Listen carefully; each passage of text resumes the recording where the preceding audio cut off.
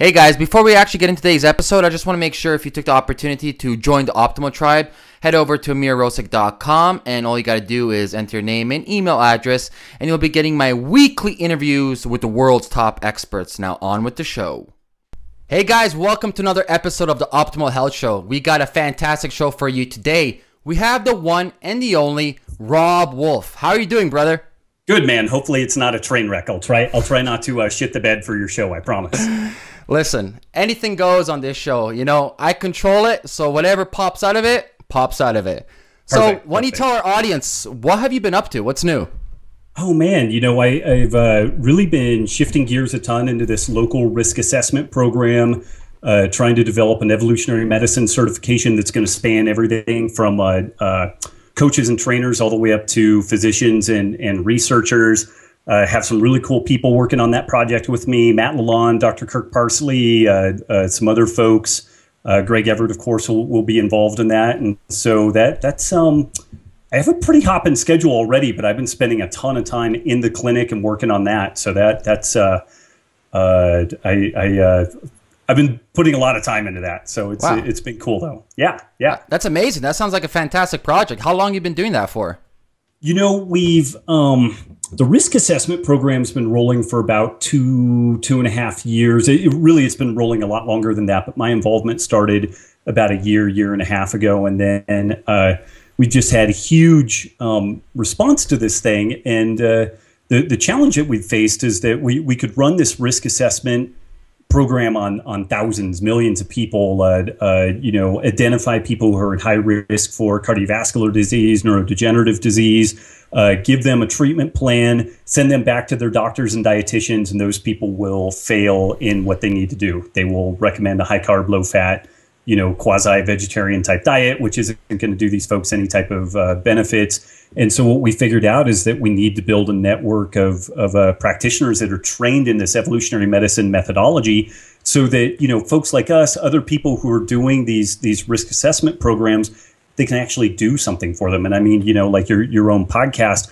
it's interesting. You end up educating and helping maybe 85, 90% of the population who's willing to do this stuff. And they're good to go. But then there's 10 or 15% of the population that is really sick, on medications. They have, other extenuating circumstances, and they need medical intervention, whether it's working with a trainer, working with a doctor. And it's interesting, as all of these kind of paleo functional medicine concepts have grown, we have a highly educated populace and a dearth of practitioners to be able to do something with these people. So that's kind of been my main focus, is creating a network of practitioners so that we actually have somewhere to send these people besides the doc in the box or the standard kind of care options that they have. Wow, that sounds really impressive. That's fantastic. Thanks. I wonder if there's going to be any correlation between what you're making and what Gary Taubes is doing with Nusi. What do you think?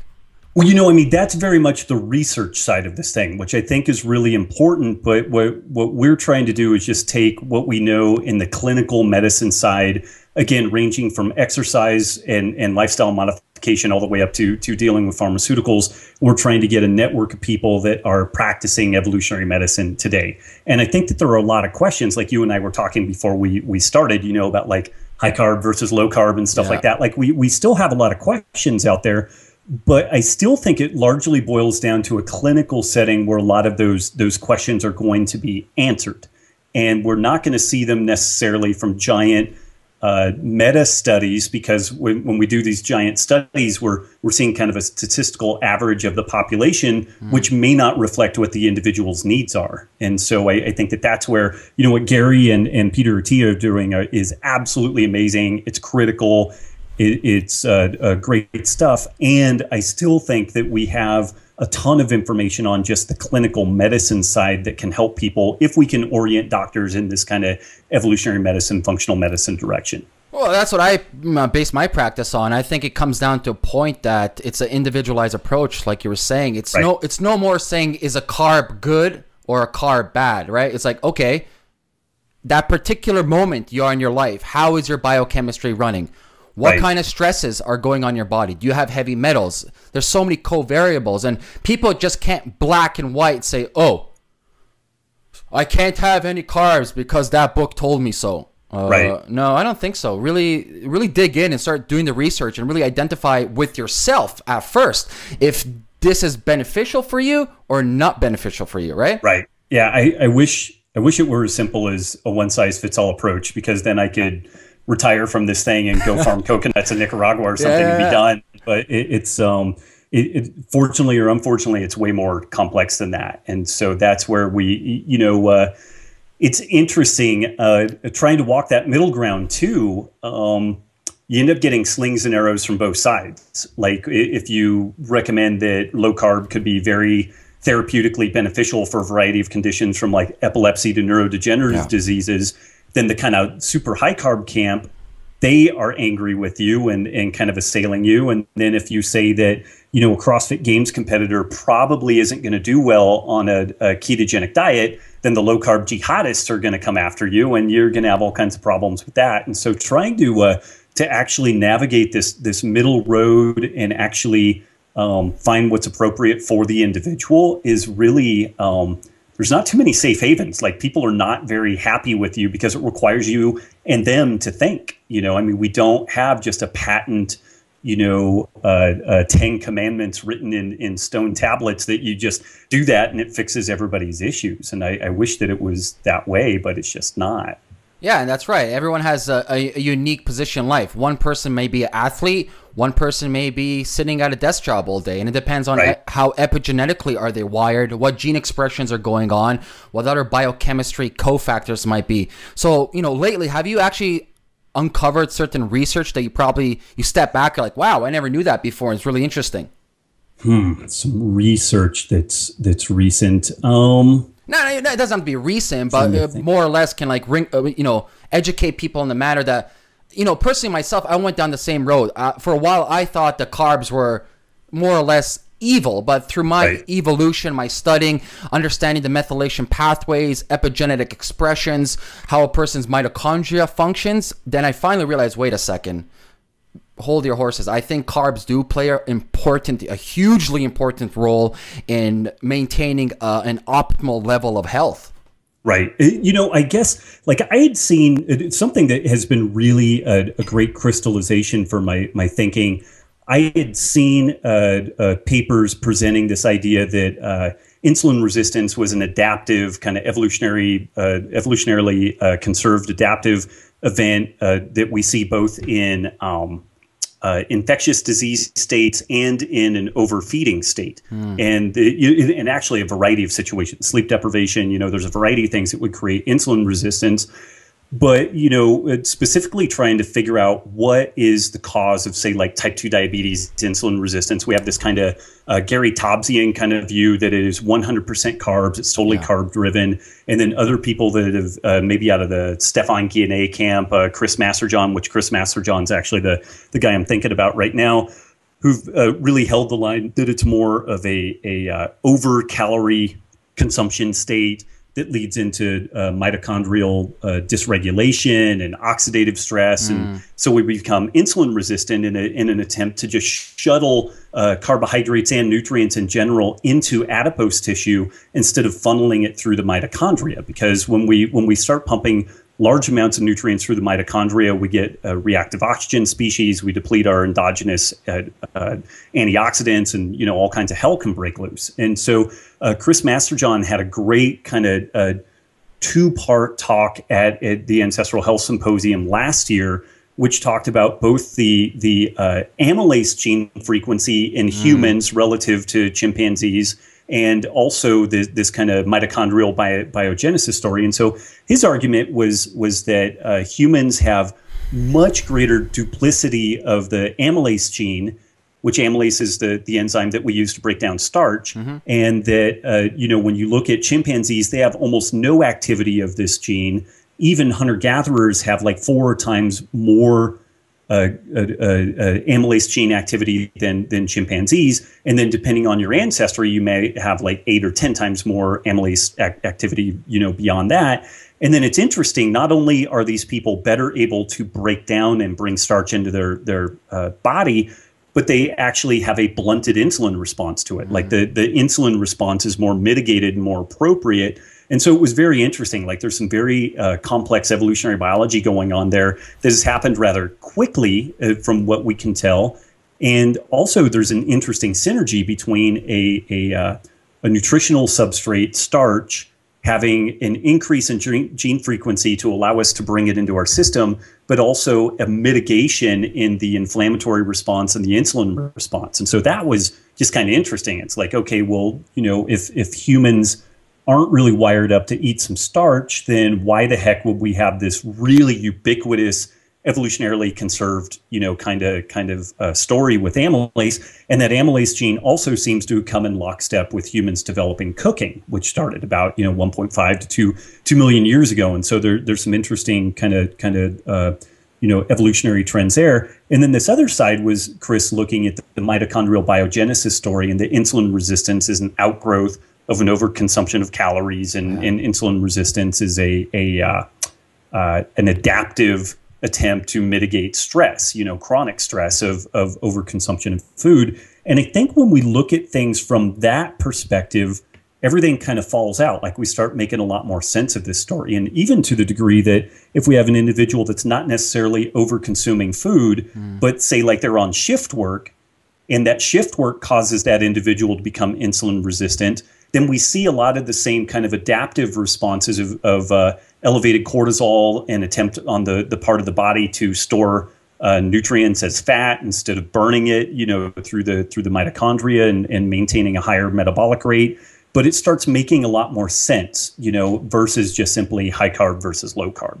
Yeah, I couldn't agree more. And that brings up, another question is like the chicken or the egg. Is someone more predisposed to have negative effects towards carbs, or because of eating the carbs, they get a negative effect, right? So I always try to figure out, well, what's happening here?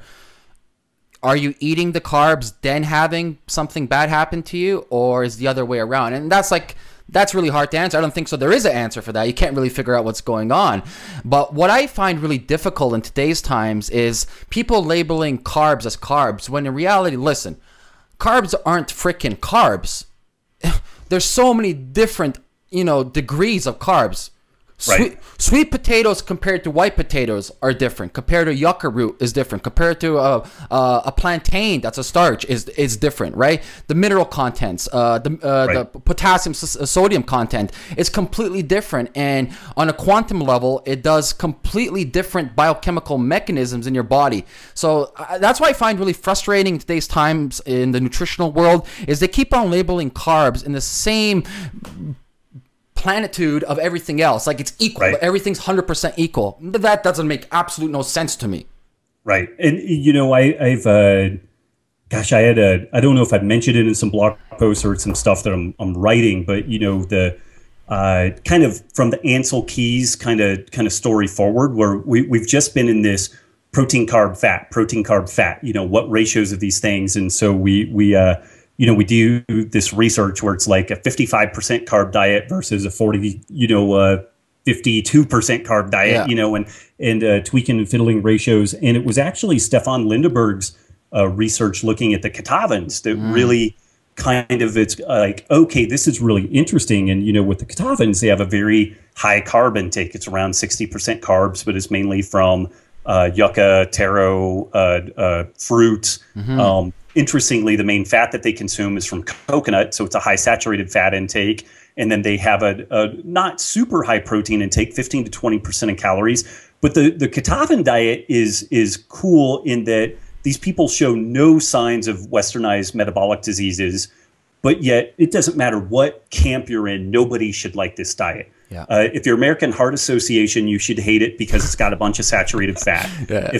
If you are T. Colin Campbell, China study, you should expect all these people to have cancer and tumors, eating them alive because they eat animal products, you know? And then if you're really out of the low carb camp, the fact that they get 60% of their calories from starch and from carbohydrate, they should have type 2 diabetes that's just running wild. And so this was, I think his work, when we look back maybe 10, 15 years from now, is going to be some of the most important work that we see in this evolutionary biology scene, where he stepped outside of the protein carb fat ratio story and started asking the question, well, what about other biologically active substances in these things. And specifically, he was asking the question, can lectins cause leptin resistance? And then that precedes insulin resistance and whatnot. And I think that that's some of the story that we see with grains and possibly even refined dairy products and stuff like that is that we're seeing some leptin or some lectin or immunogenic proteins that are causing systemic inflammation or some missignaling on the interior of the body in the hormonal kind of story in the body, and that's actually a bigger factor than the actual makeup of the protein carb fat kind of ratio. But that's almost you would never ever find any of that if you're just looking for like a golden ratio of protein, carbohydrate, fat, because Wonder Bread is going to be quite a bit different than a plantain or yucca root or something like that. Yeah, definitely. And I was just actually looking at a recent study. It was fascinating. They're showing in a positive. So everyone who's listening right now, this is in a positive sense that consuming carbs, and within the study, they didn't mention exactly what carbohydrates they're consuming. They just said a spike in insulin had a positive correlation to actually attributing to a better methylation of SAMe. Right? So that's fantastic. So if people don't know what SAMe is it's a methyl donor in your methylation cycle that basically makes your body run. If you don't have proper SAMe, your body fails.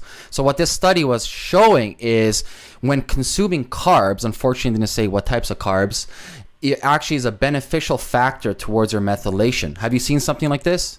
Not that specifically. It'd be interesting to look and see if like the insulinogenic nature of protein would do the same thing. That would be pretty interesting, to see what type of factor that has. But I know, it's interesting with the I know that from the anti-aging scene, there's been a lot of talk about like low carb diets mimicking calorie restriction and intermittent fasting, which is really cool stuff, and it's very intriguing. And I definitely like bought into that story as supporting the idea that we should be in ketosis more often in the past. But then Michael Rose, who's a aging and evolutionary biology researcher at UC Irvine, he's done some interesting work that seems to indicate that humans, because of the genetic reaction norms that we carry, because of the way that we develop our offspring and rear our offspring, that we're probably not going to see any type of significant life extension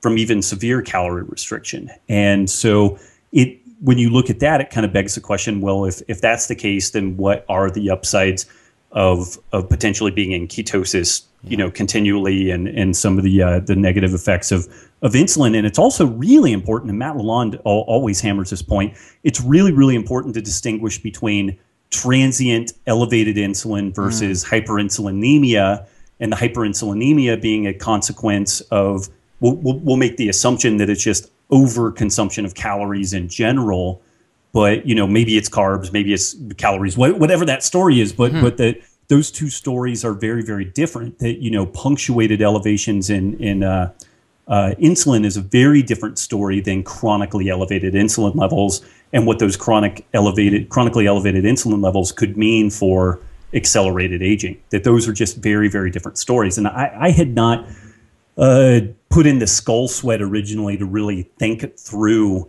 the distinction there, So I made the assumption that if we could keep insulin as low as humanly possible across the board, that would be really, really good for aging. And clearly there's some indications, like you're talking about the acetylmethionine methylation and its importance in a host of different metabolic processes. We're pretty savvy, and have been for a while, with punctuated insulin elevation being important for T4, T3 conversion, for preventing the retroconversion of T3 into reverse T3. But this would be modulated though from, if you're talking about RT3 right now, from the effects of, obviously this study is showing that carbohydrate intake mitigates any excessive cortisol. Right. So the cortisol then is stealing or making T3 to RT3, right? Right. Yeah. And so it's interesting, it's I think that,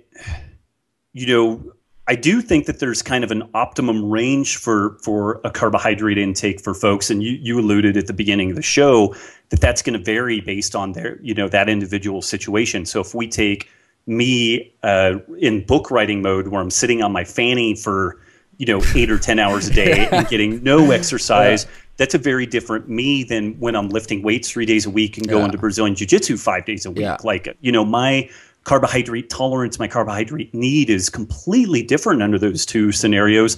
And this is a lot of what we see out of the police, military, and fire populations that I work with. People who are on shift work or are exposed to cyclical sleep deprivation. They need to really plan their carbohydrate intake intelligently. Maybe just around exercise and that peri-workout period. And otherwise, those individuals are so insulin resistant that a large carbohydrate bolus really is not doing those folks much good. And so, people just getting off of shift work. So even the individual that's just gotten off of shift, they've been on like a lot of firefighters will do 48 hours on, 96 hours off and kind of rotate.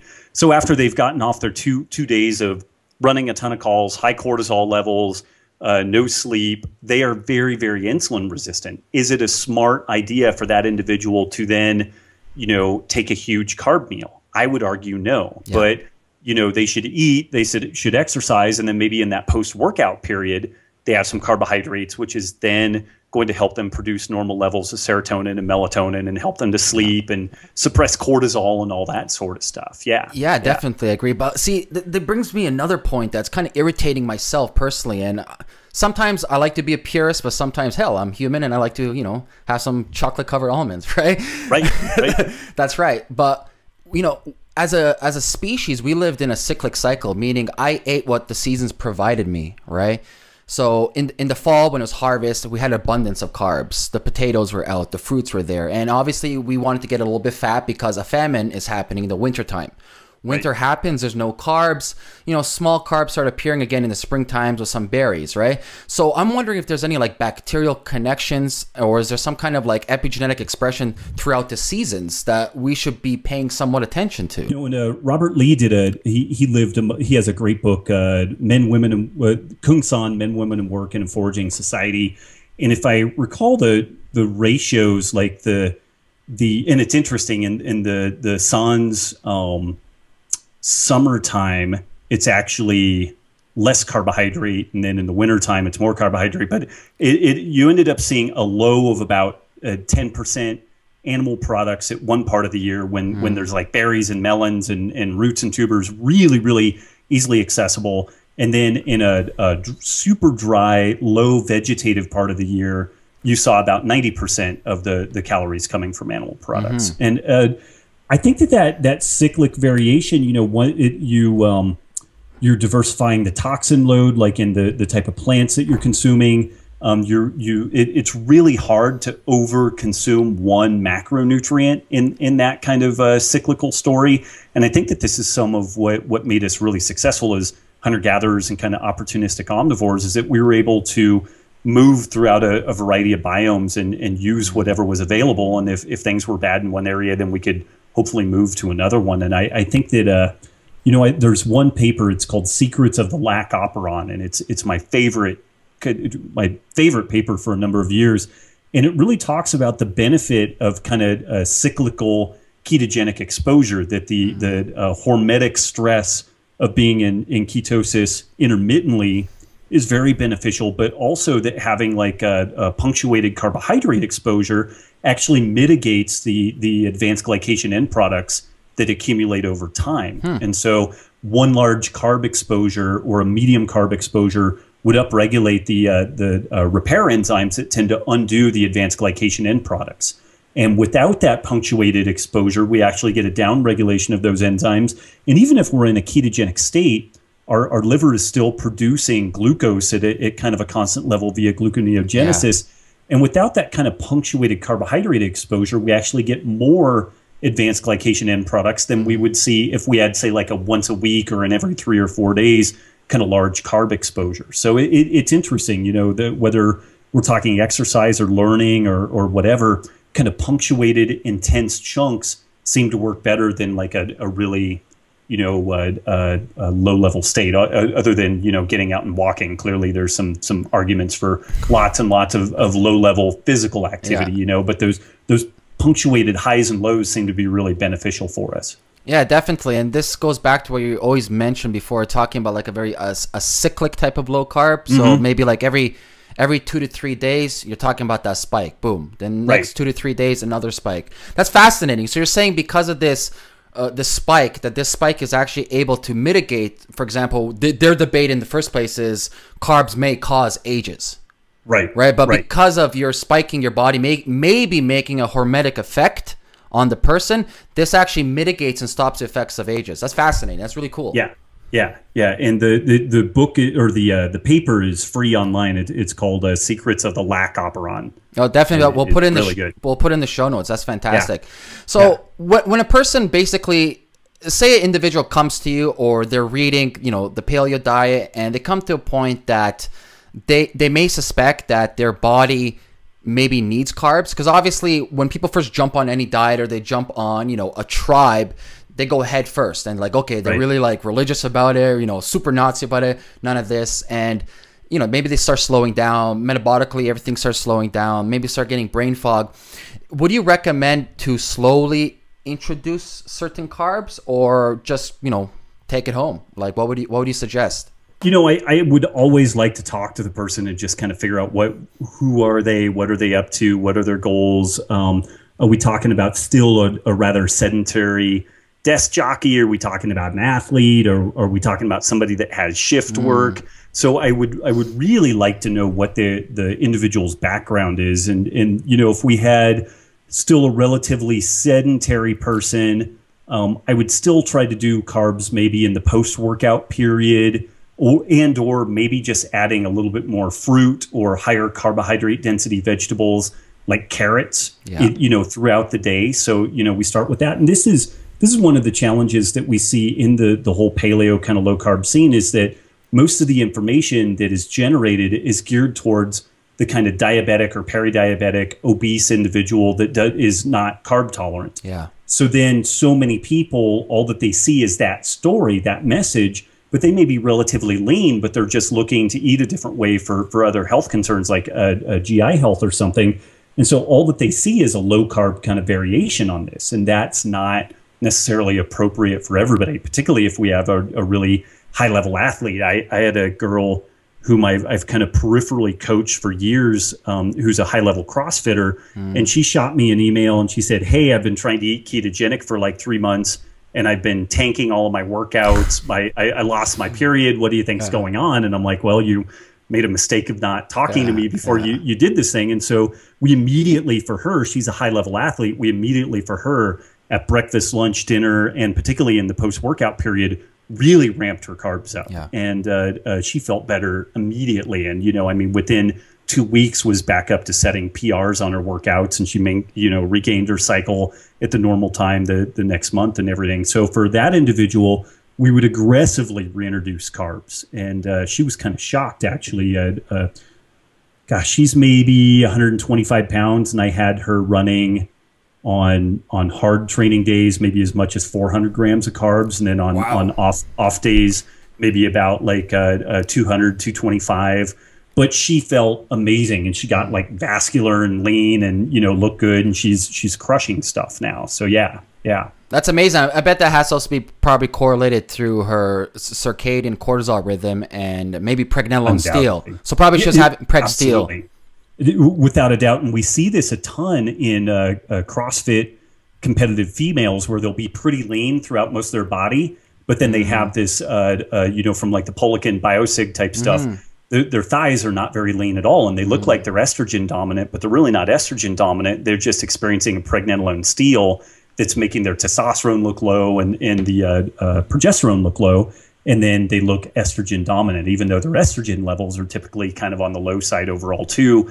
But that's one of the interesting things, is that these CrossFit gals, we tend to get them relatively lean throughout all their body except their quads, unless we're really keeping an eye on cortisol, keeping an eye on sleep, making sure that pregnenolone steal is not a a feature of their day-to-day life, which for a lot of these gals it is. I see it always. I get back a million test results. Majority of people have preg steel. Their DHEA is non-existent. Right. It's actually dangerous to an autoimmune.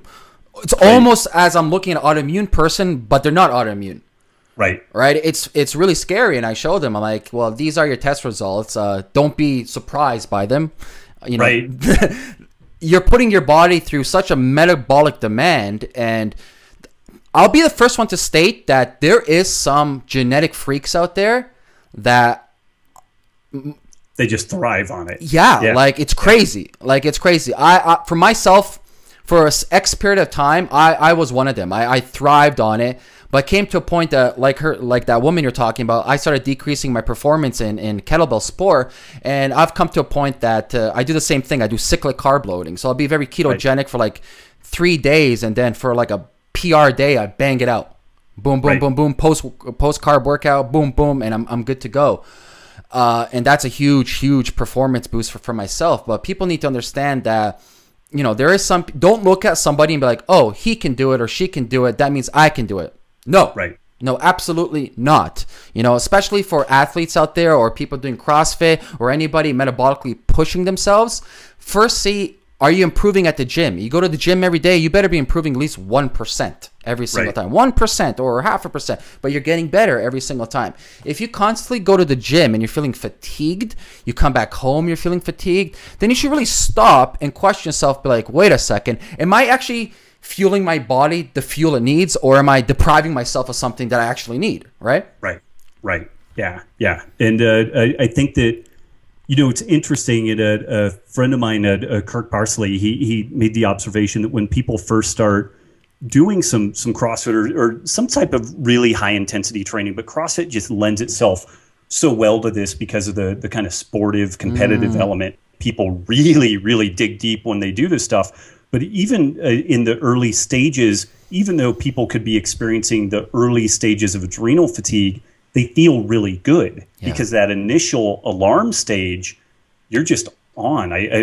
My daughter Zoe is now a year old, and the first month that she was born, I was like 3 hours of sleep. I was fine. I was like boom, boom, boom, knocking all this stuff out. And then literally at probably week number 5, the wheels fell off the wagon for me. Like I couldn't hardly get out of bed. I was super exhausted.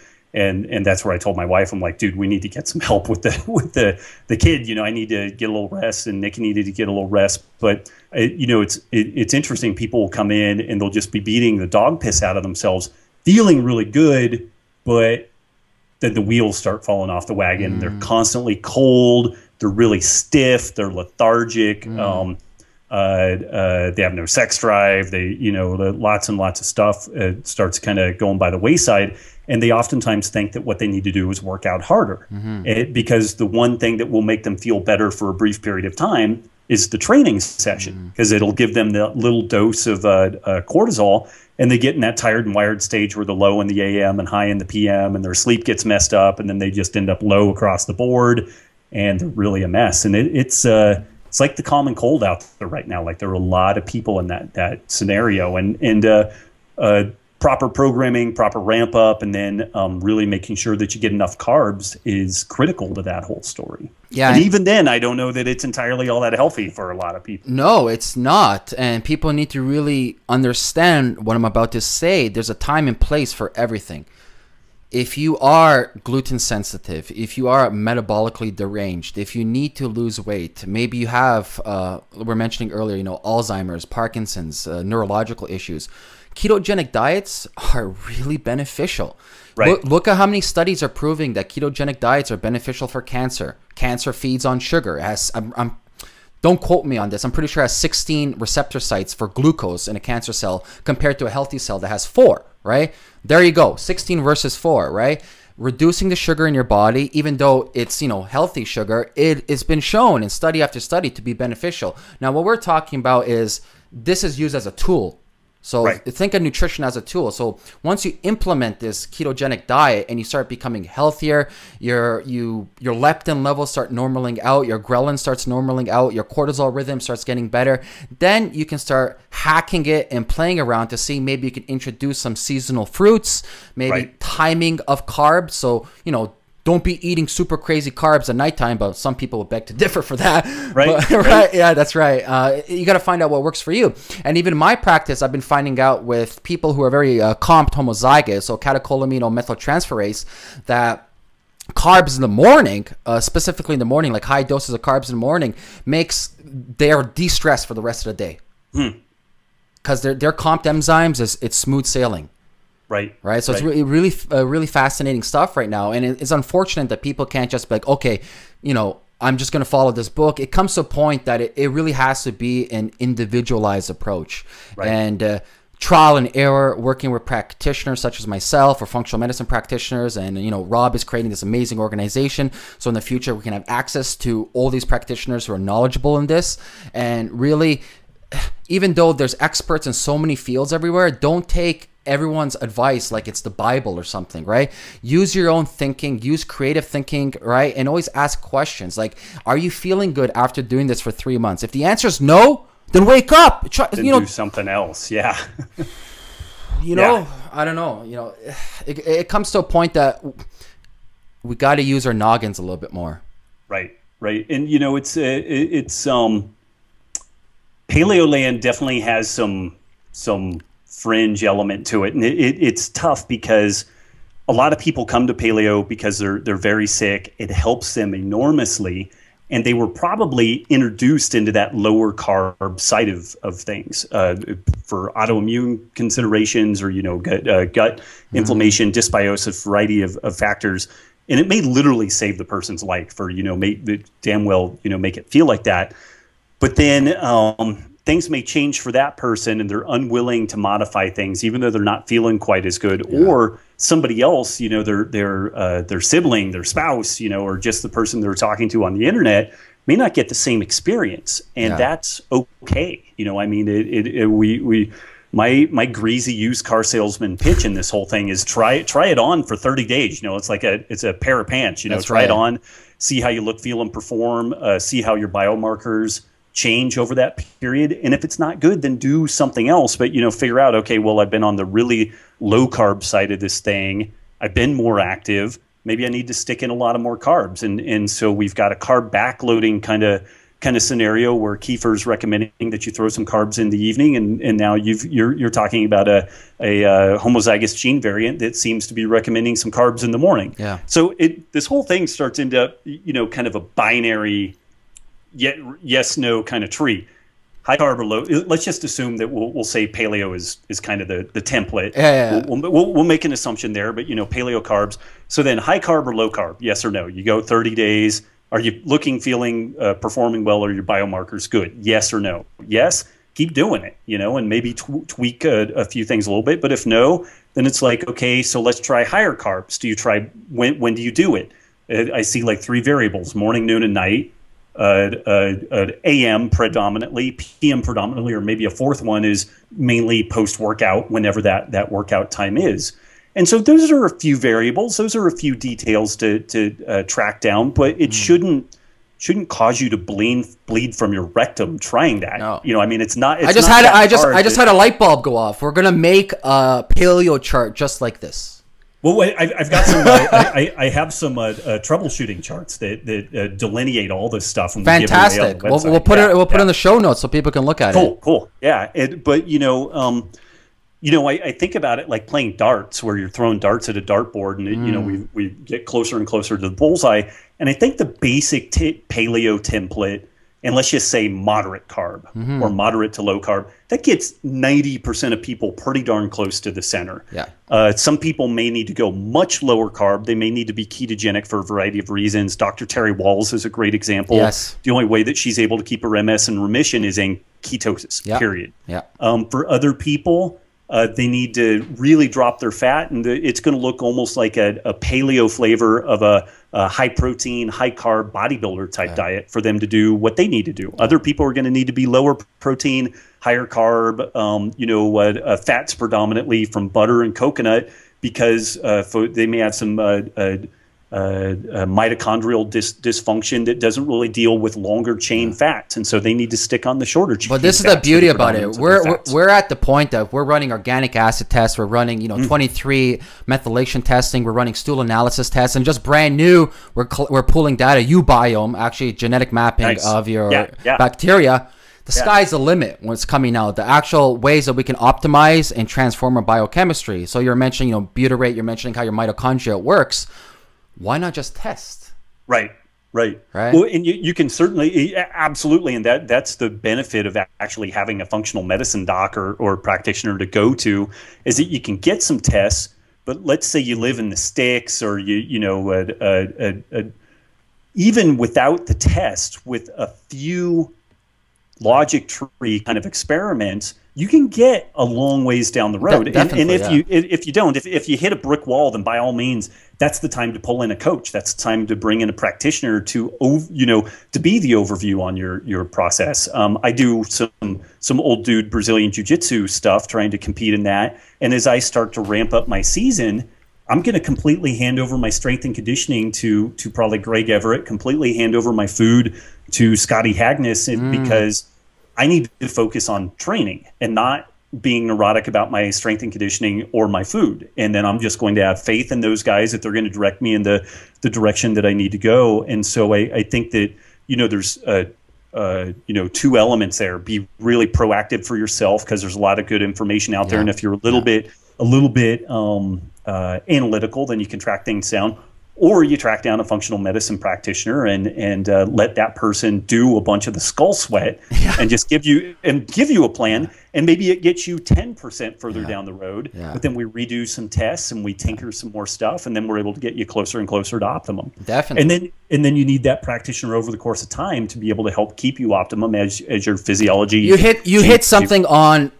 I'm glad you said that, because that's the only way I actually work. And I evolved through this process. I came to a point that I had so many people coming to me, and I'm like, okay, these are my consultation fees. I work with you for an hour. I'm looking at your test results. Okay, we're running all these functional medicine tests and that. Failure rate. It's not that the information's bad. It's just there's no coaching involved. Right. There has to be guidance. There has to be a follow-up. There has to be something. Okay, we run this protocol. No such thing as a static protocol. All protocols are fluid. Just because you have these markers, it calls for these supplements or diet, doesn't mean it's for you. But let's start with there, and let's see how you react to it. And then it's retest. So it's a minimum. Anybody listening to this right now, it's a minimum of 3 months in order to actually see, like physically see or physically feel some changes in yourself. So don't be jumping around from practitioner to practitioner. If you truly want to help yourself, build a relationship with your practitioner.